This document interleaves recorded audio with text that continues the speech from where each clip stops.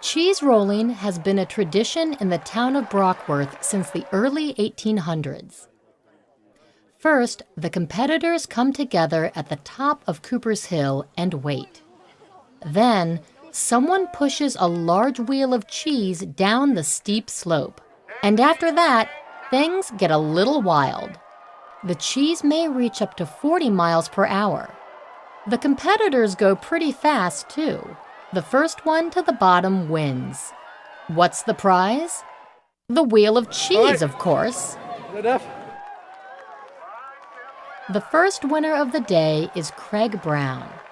Craig's plan was simple. Keep going, because and try and get your balance back, because it's steeper than you could ever think. You'd have to run down there to really believe how steep it is. Many people enjoy the cheese rolling races. However, they can be dangerous. A few years ago, 30 people were injured in an accident at a race. One of the cheeses rolled down the hill too quickly and unexpectedly went into the crowd. Now, the competition route has crash barriers to protect the crowd. It's not just spectators who get injured. Competitors do as well, especially when it's cold or there hasn't been much rain. It's when the ground's really hard. That's when the injury's going to happen.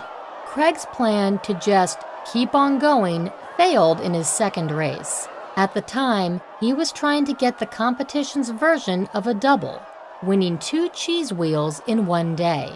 So, what drives these runners? Are they crazy? One cheese racer thinks they may be. It is dangerous.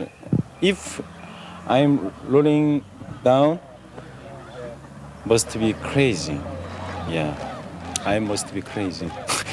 These cheese racers may be crazy, but year after year, the crowds keep on cheering and the competitors keep on running. Is it for the fame? Is it for the fun? We may never know, but you can be sure of one thing. It's more than just cheese that makes people want to win Brockworth's annual cheese rolling race.